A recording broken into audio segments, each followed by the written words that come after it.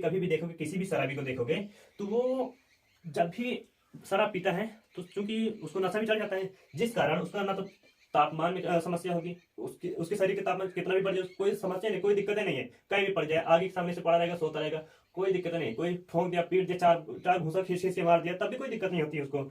ना तो भूख लगेगी, ना तो प्यास लगेगी, ना तो प्यार गुस्सा कुछ भी नहीं आएगा। जो गाली दो उसको देते रहो, समस्या नहीं खत्म हो जाती उसकी। कारण क्या है, उसका हाइपोथैलेमस प्रॉपर वर्क से प्रॉपर रूप से काम नहीं कर रहा है। ठीक है बाबू।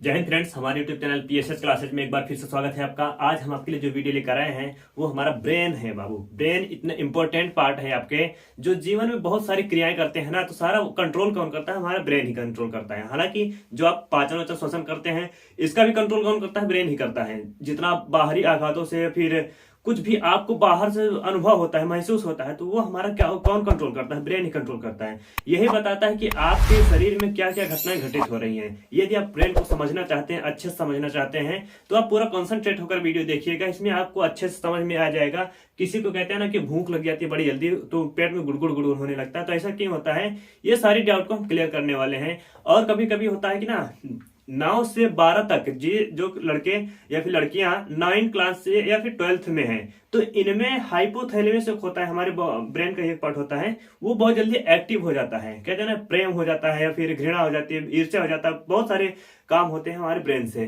तो इन सभी डाउट को हम क्लियर करने वाले हैं, तो इसके लिए आप लास्ट तक जरूर बने रहिएगा। चलिए हम टॉपिक पर आते हैं। यहाँ पर बिल्कुल कॉन्सेंट्रेट होकर देखिएगा बाबू। ये जो ब्रेन होता है हमारा, हमारे मस्तिष्क में जो खोपड़ी होती है ना, इसी के अंदर क्रेनियम नामक हड्डी के अंदर पाया जाता है। इसका वजन होता है 1300 से 1400 ग्राम होता है। हालांकि फीमेल में जो महिलाएं होती हैं, उनमें ब्रेन की मात्रा जो होती है वो वजन कम होता है, लेकिन पुरुषों में अधिक हो जाता है, वो 1400 ग्राम के समथिंग हो जाता है। ब्रेन का पार्ट समझ लेते हैं। ब्रेन में मुख्यतः 3 पार्ट होते हैं बाबू, ध्यान देना। 3 पार्ट होते हैं। पहला अग्र मस्तिष्क, जो अगला वाला हिस्सा होता है, मीन्स जो सबसे ऊपर वाला हिस्सा होता है, इसको अग्र मस्तिष्क कहते हैं। फिर मध्य वाला आ जाता है मध्य मस्तिष्क, मीन्स बीच वाला भाग आ जाता है। सबसे पीछे वाला भाग आ जाता है पश्च मस्तिष्क। अब यहाँ पर देखिएगा, जो अग्र मस्तिष्क है, इसके 2 भाग होते हैं। कितने बाबू? 2 भाग होते हैं। अग्र मस्तिष्क हमारे पूरे ब्रेन का 70% भाग बनाता है। ये याद रखना, एग्जाम में पूछ भी लेता है कि हमारा जो ब्रेन, सबसे बड़ा ब्रेन कौन सा है, मीन्स हमारे जो दिमाग है उसका सबसे अधिक भाग कौन सा ब्रेन बनाता है? तो अग्र मस्तिष्क बनाता है। फॉर ब्रेन इसको कहते हैं। क्लियर है यहाँ तक? अब आगे देखते हैं। अग्र मस्तिष्क को 2 भागों में डिवाइड किया गया है। पहला भाग है बाबू सेरिब्रम। यहाँ पर याद रखना, सेरिब्रम होता है। इसी सेरी से नाम से 3 पॉइंट आएंगे आपके, अभी आगे बताएंगे आपको कि सेरिब्रम से नाम रिलेटिव कई सारे पॉइंट आ जाते हैं। आप कंफ्यूज मत होना। पहला है ब्रह्म, याद रखना। सेरिब्रम हमारे जो दिमाग होता है अग्र मस्तिष्क का, ये 66% भाग बनाता है। 66% भाग बनाता है अग्र मस्तिष्क, सॉरी सेरिब्रम। अब सेरिब्रम एक होता है डाईएंसिफेलॉन। डाईएंसिफेलॉन को 2 भागों में डिवाइड किया गया है, थैलेमस और हाइपोथैलेमस। यहाँ तक कोई दिक्कत नहीं। अब आगे देख लेते हैं। जो सेरिब्रम होता है बाबू, ये हमारा जो ब्रेन होता है सबसे महत्वपूर्ण, बोले तो इसके बिना आप कुछ भी कर नहीं सकते हैं। जितना याददाश्त करने की क्षमता होती है, नए नए काम करने की जो क्षमता होती है आपके बॉडी के अंदर, जो कुछ भी सोचते रहते हैं नए नए चीज बनाने के लिए, जैसे कोई एक्सपेरिमेंट हो गया, साइंटिफिक वाला एक्सपेरिमेंट हो गया, या क्रिएटिविटी जागती है, यहाँ पर जिज्ञासा जागता है, तो जितना काम करता है ये सेरिब्रम ही करता है। इसमें स्मृति, इमोशन, जिज्ञासा। इमोशन ना कहते हैं कि लड़के इमोशनली बहुत ज्यादा हो जाती हैं। अगर उनको, जो पापा की लाडली होती है ना, जो कहते हैं ना कि पापा की परी हैं, वो वास्तव में परी नहीं, परा होती हैं। मेन बात ये है कि उनका जो सेरिब्रम होता है बाबू, वो लड़कियां अपने आप को कंट्रोल कर लेती हैं। वो कैसे करती हैं? वो इमोशन हो जाती हैं, पापा के ब्रेन को थोड़ा सा एक्टिव कर देती है, मतलब उनको हाइपोथाइज कर देती हैं। इसलिए वो हमेशा देखेंगे कि कुछ भी अगर पापा उल्टा सीधा बोलेंगे तो तुरंत मगरमच्छ के आंसू बहाने लगेंगी। क्यों? क्योंकि उनके अंदर बहुत ज्यादा इमोशन होता है, फीलिंग्स बहुत ज्यादा होती हैं। इसलिए लड़कियों को ज्यादा अगर डांट बोल दिया जाए तो वो रोने लगती हैं। तो उनके रोने पर मत जाइएगा, क्योंकि वो फीलिंग होती है, अब जानबूझकर दिखाती है कि हम रो भी सकते हैं। आगे देखिएगा, ये जिज्ञासा जताता है। जो आपका सेरिब्रम है, ये आपको जिज्ञासा जताता है। यही आपका जितना भी आप क्रिएटिविटी करते हैं, मतलब कोई चीज निर्माण करते हैं ना, कहते हैं कि वो बहुत अच्छा मूर्तिकार है, बहुत अच्छा पेंटर है, और कोई कोई करता है ना कि बहुत अच्छा अच्छा सामान बना लेता है। तो ये जो बनाने वाला काम है, सारा काम ये आपका सेरिब्रम ही करता है। याददाश्त बढ़ाएगा आपका। बाबू अगर सेरिब्रम आपका कमजोर हो गया, मीन्स आपका जीवन ही समझ लो कि व्यर्थ हो जाता है। व्यर्थ रहने का मतलब यह है कि सेरिब्रम अगर आपका काम नहीं करेगा तो आपको कुछ भी याद नहीं रह पाएगा। जैसे कहते हैं ना, किसी को शॉर्ट टर्म मेमोरी लॉस होता है। शॉर्ट टर्म मेमोरी लॉस होता है, एक पॉइंट आ जाता है। इसमें क्या होता है, कुछ भी जैसे अभी हम कुछ देखेंगे तो तुरंत भूल जाएंगे। साइकिल की चाबी भूल जाते हैं कि हम साइकिल की चाबी कहाँ रखें, मोबाइल कहाँ रखें, भूल जाते हैं। तो छोटी छोटी, अगर 30 सेकंड के अंदर ही वो भूल जाता है। अगर 30 सेकंड के अंदर नहीं याद है तो भूल जाता है। कोई कोई मोबाइल में पासवर्ड डालता है तो डालते ही वक्त भूल जाता है। कारण क्या है, वो क्यों भूल जाता है? क्योंकि उसका सेरिब्रम भी बहुत ज्यादा कमजोर हो गया है। अभी कमजोर क्यों होता है, तो देखिए बाबू, अगर हमारे अपने सेरिब्रम को किसी एक ही जगह पर फोकस करेंगे या फिर फालतू की चीज सोचेंगे तो हमारा सेरिब्रम कमजोर हो जाता है। कौन कौन सी चीज सोच सकते हैं तब कमजोर होगा? जैसे आप फालतू के टेंशन लेंगे, किसी के चक्कर में पड़ जाएंगे, लड़कियों के, या फिर कोई लड़की होती है लड़के के चक्कर में पड़ जाती है, दिन भर उसके उसके बातों में सोचती रहेगी हमेशा।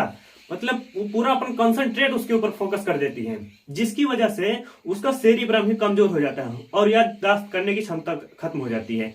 और कैसे हो जाती है? जैसे कुछ लोग फ्री फायर पबजी खेलते हैं, वो गधों को कौन समझाए कि अगर हमारा दिमाग को कोई एक चीज दोगे, चूंकि हमारा दिमाग क्रिएटिविटी है, बहुत ज्यादा कुछ बनाने की क्षमता रखता है, लेकिन अगर इसको एक जगह पर फोकस कर दोगे तो सारे दिमाग वहीं पर चला जाएगा, सब कुछ भूल जाएगा। छोड़ो कौन है, वो कुछ भी नहीं याद कर पाएगा। तो सिर्फ आपका दिमाग कहां पर काम करेगा, जहां पर आप उसको ध्यान में लगाओगे।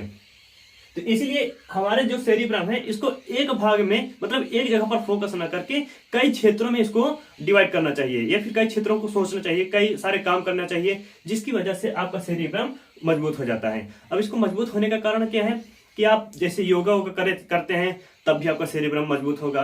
कोई चीज नई चीज बनाने का काम करते हैं, नई नई चीजें को सोचते हैं, नई नई चीज बनाते हैं, कॉमिक्स पढ़ते हैं, किताब पढ़ते हैं, बुक्स कहानी वगैरह पढ़ते हैं, बहुत ज्यादा चीज होती हैं जिनको आप पढ़ कर या लिख कर या फिर वैसे करके आप सेरिब्रम को मजबूत कर सकते हैं। या फिर जो क्रिकेट विकेट खेलते हैं, फुटबॉल वॉलीबॉल खेलते हैं, उनका भी दिमाग बहुत ज्यादा एक्टिव रहता है हमेशा।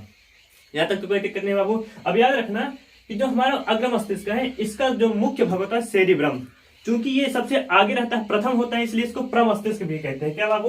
प्रमस्तिष्क भी कहते हैं, प्रमस्तिष्क। कोई दिक्कत नहीं आता। अब आगे देख लेते हैं कि जो हमारा अग्र मस्तिष्क है, इसका सेकंड वाला पार्ट होता है डाईएंसेफेलॉन। डाईएंसेफेलॉन को दो भागों में डिवाइड किया गया है। पहला भाग है, सबसे ये समझ लो कि ये बहुत ही महत्वपूर्ण टॉपिक है आपका, थैलेमस और हाइपोथैलेमस। बाबू याद रखना, जो 70% या अग्र मस्तिष्क का बना रहा है, इसमें से 2% थैलेमस है और 2% है हाइपोथैलेमस। यहाँ तक कोई दिक्कत नहीं। अब थैलेमस का काम समझ लेते हैं।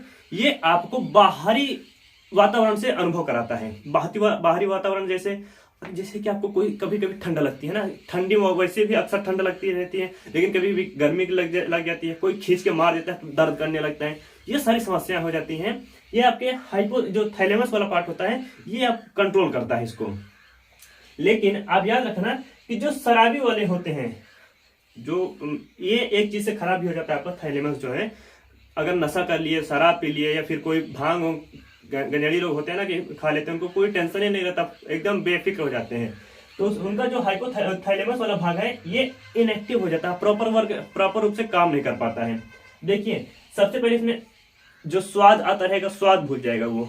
उसके बाद जो नाक से सुगंध लेता रहेगा वो भी भूल जाएगा, क्योंकि उसको शराब चढ़ गई है, ज्यादा चक्कर आ रहा है, घुमा रहा है आपका ब्रेन।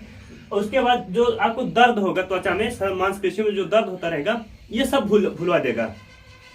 तो इसलिए जितने भी शराबी हैं उनको भी कभी देखोगे, अगर नाली में पड़े रहेंगे तो थोड़ी सी जो पीली है, चोरी तो नहीं की है, तो बहुत सारे गाने उनको सुनाई देते हैं। नाली में पड़े रहेंगे तब भी उनको दुर्गंध नहीं आएगी। खाना कैसे भी दे दोगे, खा ठूसते हुए चले जाएंगे, और इतना खा लेंगे पता ही नहीं चलेगा कितना खा लिए। इसीलिए कहते हैं ना कि थोड़ा सा भांग खा लो, कोई चीज नशा वाली खा लो, तो वो खाते रह जाते हैं, उनको पता नहीं चलता कि हमारा पेट भरा है या फिर नहीं भरा है। तो जो थैलेमस वाला भाग है, ये डिसबैलेंस हो जाता है, ये संतुलित नहीं, असंतुलित हो जाता है। यहाँ तक कोई दिक्कत नहीं है बाबू। अब याद रखना कि अगर आपको थैलेमस वाला भाग मजबूत बनाना है, तो तो हमें पहली बात तो शराब वाले समस्या को खत्म करनी होगी।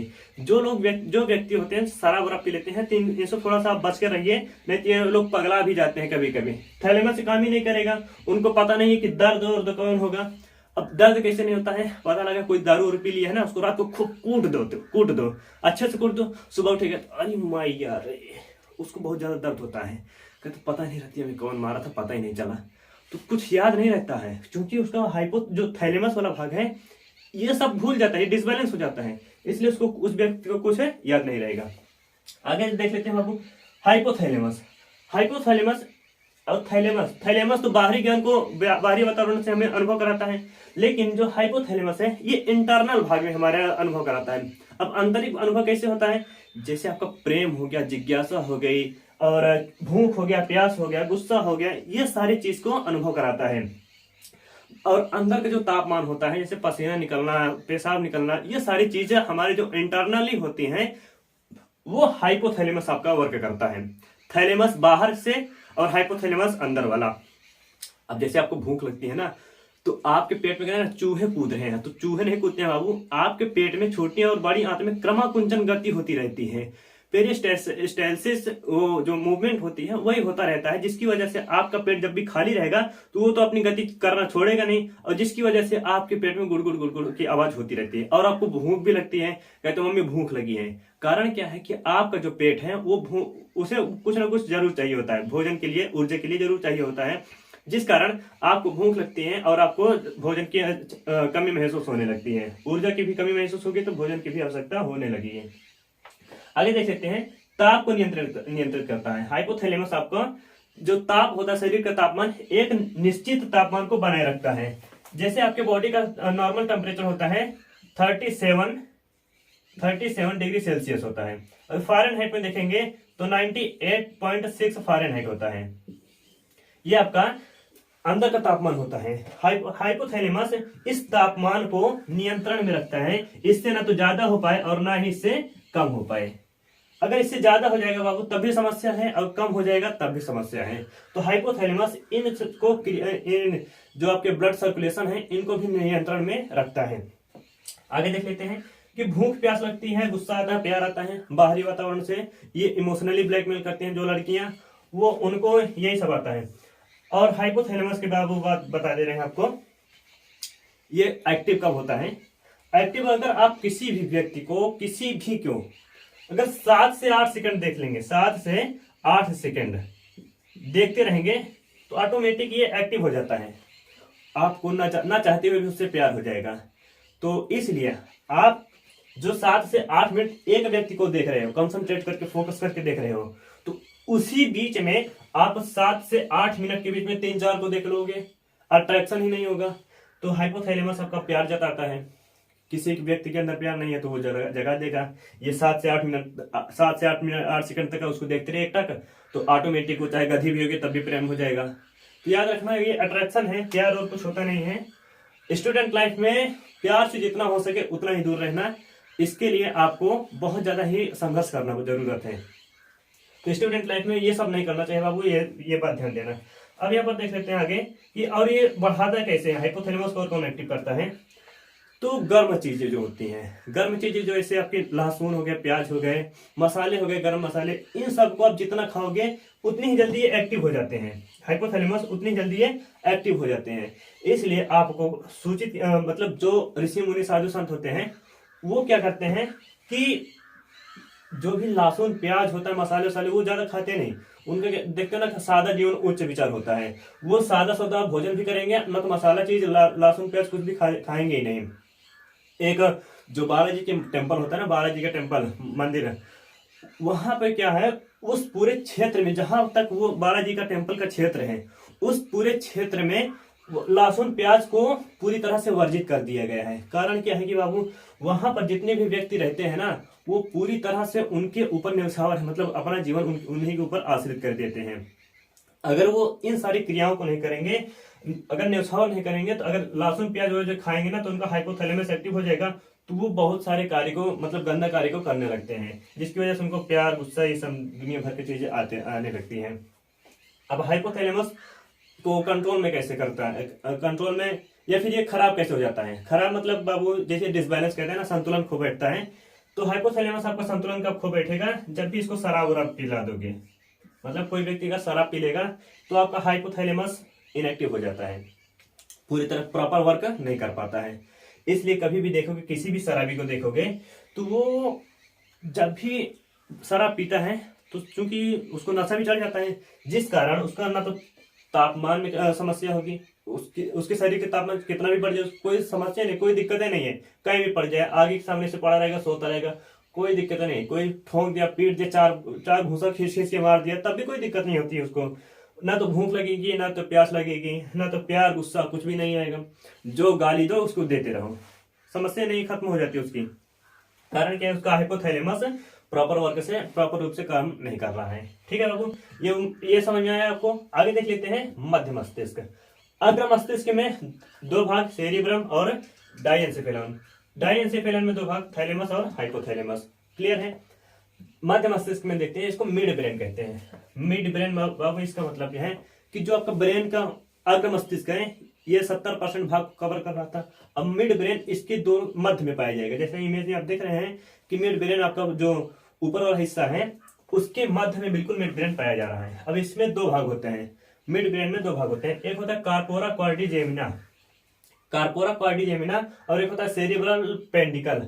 देखिए बाबू, जो कार्पोरा और क्वाड्रिजेमिना है ये आपको आंख और नाक से जो सुनाई देता है, दिखाई देता है, ये पूरा कवर करता है मिड ब्रेन आपका। क्योंकि जैसा इमेज में आप देख पा रहे हैं, यहाँ पर जो कार्पोरा क्वाड्रिजेमिना है ये ब्रेन का मध्य वाला भाग होता है। अब यहीं से जो आंख की दृक तंत्रिकाएं निकलती हैं, आंख से जो भी आप देखते हैं वो डायरेक्ट भेज देता है कहाँ पे? आपके मिड ब्रेन में, मध्य मस्तिष्क में भेज देगा। मध्य मस्तिष्क में कहाँ पे? कार्पोरा क्वाड्रिजेमिना के पास। और जो भी आप सुनते हैं वो भी कान के माध्यम से यहीं पर भेज देता है। जैसे आप कभी कभी देखते हैं ना कि अगर आंख में कुछ डालो तो तुरंत कान में कुछ डालो तेरोल तो आंख में भी उसका अनुभव पता चल जाता है, ऑटोमेटिक समझ में आता है। कारण क्या है कि इन दोनों की जो नसें होती हैं वो एक ही जगह पर केंद्रित रहते हैं, एक ही जगह पर ये टच रहती हैं, जिसकी वजह से आपको समझ में आ जाता है। तो यहाँ पर याद रखना, कार्पोरा क्वाड्रिजेमिना का काम क्या है? ये आंख और कान को जोड़े रखता है, जिसकी वजह से आपको कुछ दिखाई देखता तो है और वो कवर कर लेता है, दिमाग में आपका स्टोर हो जाता है। तुरंत ये मध्य मस्तिष्क आपको भेज देगा अग्र मस्तिष्क के पास। अग्र मस्तिष्क में कहाँ पे? सेरिब्रम के पास। ये तुरंत देख कर उस चीज को याद कर लेता है। सेरिब्रल पेंडिकल पूरा ब्रेन है, पूरे ब्रेन को जोड़ने का काम करता है, मेरु रज्जु से ये जोड़ देता है, जिसकी वजह से अब वैसे तो आपके मस्तिष्क के दो भाग होते हैं। मस्तिष्क आपका दो प्रकार से होता है, एक होता है ब्रेन और दूसरा मस्तिष्क हो जाता है आपका मेरु रज्जु होता है। इसको स्पाइनल कॉर्ड भी कहते हैं। यहाँ तक कोई दिक्कत नहीं है बाबू। अब देखिए, जैसे ये कार्पोरा आंख होता है और कान होता है, आप कुछ तो देख लेते हैं। जैसे आपका कैमरा होता है ना बाबू, कैमरा क्या करता है? आपका वो फोटो खींचने का काम करता है, वीडियो रिकॉर्ड करेगा, लेकिन वो स्टोर तो कहीं ना कहीं पर करेगा। तो जो स्टोर जहां पर करेगा उसको मेमोरी कहते हैं। वैसे सेम प्रक्रिया है कि आंख और कान जो भी देखेगा और सुनेगा, ये स्टोर कहां पर होगा, एकत्रित कहां पर होगा? ये होगा आपका कार्पोरा क्वाड्रिजेमिना में। लेकिन यहां पर जब भी ये स्टोर होगा तो कुछ क्षण के लिए स्टोर होता है। जो आपके मुख्य चीजें होती हैं वो ये इसको भेज देता है सेरिब्रम के पास। सेरिब्रम के पास भेज देता है, ये परमानेंट आपका यहाँ पर स्टोर हो जाता है। यदि कार्पोरा क्वाड्रिजेमिना के पास सारी इंफॉर्मेशन रखी रहेगी तो यहाँ पर ये दिमाग का आपका हैंग करने लगेगा। जैसे ना कहते हैं कि मेमोरी फुल हो गई, आपका दिमाग हैंग कर रहा है, तो वो हैंग करने लगेगा। आपको कुछ समझ में नहीं आएगा कि हम क्या याद कर पाए, क्या ना याद कर पाए, किसको भुला दें, किसको याद रखें। ऐसा आप कुछ भी नहीं कर सकते हो, कोई दिक्कत नहीं बाबू। तो उम्मीद है आपको समझ में आया होगा कार्पोरा क्वाड्रिजेमिना कि आपका देखने और सुनने का काम यही करता है, आंख का और कान करता है, स्टोर करने का काम आपका कार्पोरा क्वाड्रिजेमिना करेगा। अब यहाँ पर कुछ क्षण के लिए स्टोर होगा, भेज देगा किसके पास? सेरिब्रम के पास। सेरिब्रम आपको वो परमानेंट मेमोरी में स्टोर करके रख लेता है, जिससे कि आप कहीं भी जाते हैं तो वो रास्ता याद हो जाता है, वो व्यक्ति याद हो जाएगा, कहो कि हाँ ये तो वही है जिसको उस दिन देखे थे, अभी इसका यही नाम है जो वो बताया हुआ था। ऐसे आपको याद हो जाता है। क्लियर है बाबू? अब आगे देख लेते हैं कि पश्च मस्तिष्क क्या है। अग्र मस्तिष्क देखें, उसके बाद मध्य मस्तिष्क देखें, उसके बाद पश्च मस्तिष्क देखेंगे। पश्च मस्तिष्क बाबू आपके जो ब्रेन होता है ना, मुख्य ब्रेन, उसके जस्ट पीछे वाले भाग में पश्च मस्तिष्क पाया जाता है। जैसे इमेज में आप देख पा रहे हैं कि पश्च मस्तिष्क बिल्कुल नीचे की तली में लटका हुआ आपका छोटा सा भाग पाया जा रहा है। देखिए आगे देख लेते हैं। यहाँ पर पश्च मस्तिष्क को दो भागों में डिवाइड किया गया है। सेरिबेलम है बाबू एक मस्तिष्क पुच्छ, सेरिबेलम या फिर मस्तिष्क पुच्छ, इसको मेडुला ऑब्लंगेटा भी कहते हैं, मेडुला ऑब्लंगेटा। क्लियर है यहाँ तक? अब देखिए बाबू, जो आपका सेरिबेलम होता है, इसका महत्वपूर्ण रोल क्या होता है। जैसे अगर आप चलते रहते हैं, आपके कदम को पता है कि हम यहाँ पर रखेंगे तो गिरने से बचेंगे, अच्छा पता होता है ना, लेकिन आपके जो कदम है ना, पैर है, इसको संतुलित बनाए रखने का काम कौन करता है बाबू? सेरिबेलम काम करता है। जब भी आप एक एक कदम बढ़ाएंगे तो ये कदम को पता होता है कि हमें पैर कहां पर रखेंगे तो गिरेंगे नहीं, डिसबैलेंस नहीं होंगे। तो वो कंट्रोल कौन करेगा इस पैर को? ये आपका सेरिबेलम ही कंट्रोल करता है। जितनी भी आप गतियां करते हैं, कुछ भी डांस करेंगे ना, देखते हैं एक एक से एक एक्टर होते हैं, एक्ट्रेस होती हैं, या फिर एक सर्कस में जो कार्य करते हैं, उनको देखोगे एक सिंगल उंगली पर, सिंगल अंगूठे पर कैसे अपने अपने जो पूरा शरीर का भार है वो टिका लेते हैं, ऑटोमेटिक टिका लेंगे, क्योंकि उनका जो सेरिबेलम है बहुत ज्यादा ही ठोस होता है, मतलब बहुत ज्यादा ही मजबूत होता है भाग। ये इच्छा के अनुसार काम करता है। जो आपका सेरिबेलम है ये इच्छा के अनुसार काम करता है। कैसे? जैसे आपको उंगली है, हाथ है ना, ये आपके जो मतलब इच्छा के अनुसार काम कर रही है, मुड़ रही है, सिकुड़ रही है, फैल रही है, सिकुड़ रही है, तो ये इच्छा के अनुसार काम करेगा। इसमें इसको ऐच्छिक पेशियां भी कहते हैं। जब पेशी चैप्टर आते हैं इसको बताए थे कि ऐच्छिक पेशियां कैसे कहते हैं। तो ऐच्छिक पेशियों पर ये कंट्रोल रखता है। अगर आप कुछ भी कर रहे हो ना, किसी को गाली दे रहे हो, तो जुबान में भी आपका सेरिबेलम मतलब कंट्रोल कर लेना, माइंड और टंग, आपने जुबान को लगाम रखो, तो सेरिबेलम ही कंट्रोल करता है इसको कि ये ज्यादा ना बकबकाओ, नहीं तो फिर पीट पाट देगा भी। तो ये अगर कंट्रोल से बाहर हो गया तो फिर आप कुछ भी बोल सकते हो उसको। आगे देख लेते हैं बाबू। सेरिबेलम ये कमजोर कब होता है? जब कोई भी व्यक्ति शराब पी लेता है, मतलब नशा करने पर ये सेरिबेलम आपका डिक्रीज हो जाता है, मतलब पूरी तरह से एक्टिव ना होकर इनएक्टिव हो जाता है, अक्रिय हो जाता है, सक्रिय नहीं रहता है। तो सेरिबेलम याद रखना कि जब भी शराबी लोग होते हैं, वो शराब पीने के बाद इनका सेरिबेलम ही काम नहीं कर रहा होता है, इसलिए पैर बढ़ते हैं इधर तो पड़ता है उधर। ऐसे चलते हैं ना। जैसे इमेज में देख पा रहे हैं आप, इस शराबी को देखो साइकिल उठाते उठाते कैसे परेशान हो रहा है, साइकिल उठा रहा है गिर पड़ रहा है, चप्पल पहनते पहनते देखो कैसे परेशान हो रहा है। तो ये क्या करता है, सेरिबेलम इसको कमजोर हो गया है, पूरी तरह से एक्टिव नहीं है, कह रहा है कि हम भी शराब पी लोगे तो हम कुछ नहीं काम करेंगे। तो याद रखना, तीन चीज आपको याद रखना है। क्या क्या बाबू? जो कि शराबी लोग करते हैं। पहला सेरिबेलम, हाइपोथैलेमस और थैलेमस। अगर ये तीनों चीज अक्रिय रहेंगे, सक्रिय नहीं रहेंगे, तो आपका दिमाग कुछ भी नहीं काम करेगा, ना तो कुछ याद कर पाएगा, ना तो कुछ सोच पाएगा, समझ भी नहीं पाएगा, कुछ भी नहीं कर पाएगा। क्योंकि आप जानते हैं ना कि पता लगा कि यह हाइपोथैलेमस आपका एक्टिव काम तो कर रहा है, लेकिन उस समय आपको पसीना और पेशाब भी लग रहा है, तो क्या पेशाब लगेगा तब भी पढ़ते रहेंगे क्या? ऐसा नहीं हो सकता है, क्योंकि आपको जो हाइपोथैलेमस है ना, वो कह रहा है कि अब हमको हल्का कराओ भाई, परेशान हो रहे हैं हम। तो ये बाबू याद रखना कि तीन चीज है, सेरिबेलम, हाइपोथैलेमस और थैलेमस। ये तीनों चीज अगर आप संतुलन में रहेंगे तो आपका बॉडी वर्क अच्छे से करता है। आगे देख लेते हैं कि मस्तिष्क पुच्छ। मस्तिष्क पुच्छ मतलब, यहां से समझ में आ रहा है कि मस्तिष्क पुच्छ मतलब होता है जो दिमाग का पूंछ वाला हिस्सा होता है, इसको ब्रेन स्टेम भी कहते हैं मस्तिष्क पुच्छ को। मेडुला ऑब्लंगेटा, मेडुला ऑब्लंगेटा का मुख्य काम है बाबू कि श्वसन, पाचन, हृदय की धड़कन, ये जो इंटरनली है, मतलब शरीर के अंदर वाले भाग को है, उनको कंट्रोल करता है। जो जितनी भी आपकी अनैच्छिक क्रियाएं होती हैं, इच्छा के अनुसार काम नहीं करती हैं, उनको ये कंट्रोल में रखता है। श्वसन क्या आप जानबूझकर उसको बंद कर दोगे क्या? पता लगा दो ही मिनट में टपक जाएंगे।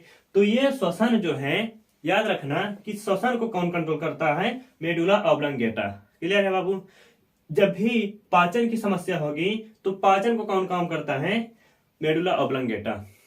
जैसे आप भोजन तो ग्रहण कर लेते हैं, सिर्फ आपका जो भोजन होता है जीभ तक रखने तक ये आपके इच्छा के अनुसार काम करेगा। जैसे निगल लेंगे तो ये फिर आ जाता है मस्तिष्क पुच्छ में, मेडुला ऑब्लंगेटा के पास।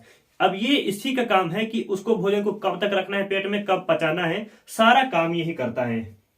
यहाँ तक कोई दिक्कत नहीं है। आगे देख लेते हैं हृदय की धड़कन को। आपको हार्ट चैप्टर में बताए थे कि हमारे हार्ट को जो कंट्रोल करता है वो कौन कंट्रोल करता है, आपका मेडुला ऑब्लोंगेटा ही। इसको सेंटर ऑफ पॉइंट भी कहते हैं। जो आपका मस्तिष्क है ना, हृदय की धड़कन, कब इसको धड़कना है, कब संकुचन करना है, कब प्रकुंचन करना है, सारा काम यही कंट्रोल करता है। मेडुला ऑब्लोंगेटा ही कंट्रोल करता है इसको। उम्मीद है बाबू ये आपको समझ में आया होगा। यदि ये समझ में ना आए तो कौन सा, बिल्कुल आप बेफिक्र होकर आप डिस्क्रिप्शन बॉक्स में हमारे इसके पहले वाला वीडियो का लिंक है, उसको भी जाकर देख लीजिए। लेकिन कमेंट जरूर करिएगा, जहां भी समस्या हो, जिस पॉइंट में समस्या हो, एक बार आप कमेंट करिएगा। उसके बारे में हम डिटेल में आपको अच्छे से समझा देंगे। हालांकि कुछ आपका जितना भी एग्जाम बेस्ड पर जितना भी क्वेश्चन बन सकता है, सारे क्वेश्चन को हम यहाँ पर इन्वॉल्व कर लिए हैं। अगर कोई समस्या होगी तो आप कमेंट करिएगा, हम उसका आंसर जरूर देंगे।